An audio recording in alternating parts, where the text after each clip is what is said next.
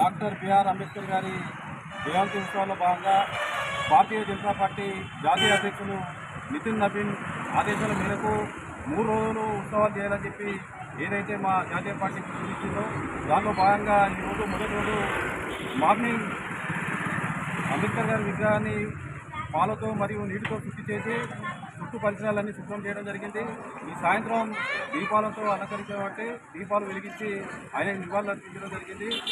Bharatiya Janata party మాత్రమే doctor BR Ambedkar గారి ఆశయాలను ఆయన ఏదైతే రాజ్యాంగాన్ని రచించిందో దాన్ని కాపాడాలన్నా అమలు చేయాలన్నా కూడా కేవలం భారతీయ జనతా పార్టీతో మాత్రమే సాధ్యమవుతారని చెప్పి ప్రజలు మమ్మల్ని విశ్వసించాలని చెప్పి కోరుకుంటున్నారు.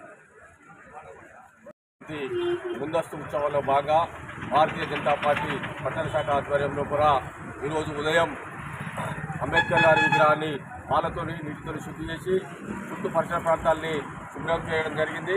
ఈ సాయంత్రం వారి విగ్రహానికి దీపాలు వెలిగించి నివాళులు అర్పించడం జరిగింది. ఈ కార్యక్రమంలో పాల్గొన్నారు.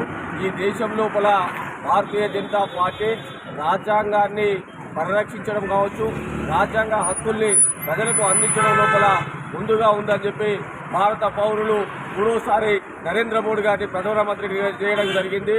ఈ దేశంలో 29 రాష్ట్రాల్లో 22 రాష్ట్రాల్లో కూడా భారతీయ జనతా పార్టీ అధికారంలో ఉంది. రాబోయే రోజులలో తప్పకుండా ఈ తెలంగాణ రాష్ట్రంలో కూడా భారతీయ జనతా పార్టీ అధికారంలోకి వస్తుంది.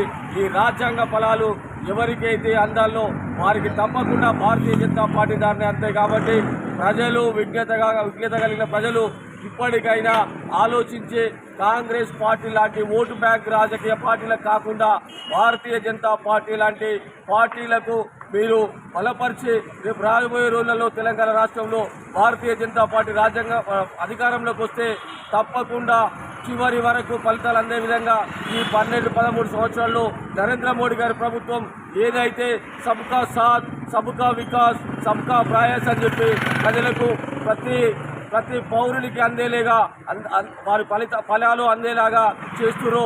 తప్పకుండా ఈ రాష్ట్రంలో కూడా ఉంటుంది. ఎందుకంటే ఈ దేశంలో కరోనా కానుంచి ఇప్పటి వరకు ప్రతి కుటుంబానికి 5 కిలోల బియ్యం ఇస్తుంటే 1 కిలో బియ్యం ఇచ్చిన ఈ రాష్ట్ర ప్రభుత్వం ఇప్పటికి కూడా సోయి తెచ్చుకుంటలేదు. ప్రధానమంత్రి గారి ఫోటో కానీ కేంద్ర మంత్రి గారి ఫోటో కానీ ఎక్కడా పెట్టకుండా వారి ఫోటోలో పెట్టుకొని అది చేస్తున్నారు. ఈ బియ్యం ఇచ్చేది మొత్తం కేంద్ర ప్రభుత్వం అని చెప్పి ప్రజలకు ఇప్పటికీ మళ్ళీ గుర్తు చేస్తున్నాం. తప్పకుండా పేద ప్రజలకు కేంద్రం ఇచ్చే ఫలితాలు అందాలని చెప్పంటే రాష్ట్రంలో కూడా డబుల్ ఇంజన్ సర్కార్ ఉండాలని చెప్పి ఈ సందర్భంగా తెలియజేస్తూ రాబోయే రోజులలో భారతీయ జనతా పార్టీ ఆదరించాలని చెప్పి ఈ రాష్ట్ర ప్రజలందరినీ కోరుతున్నాం. కొనసాగిద్దాం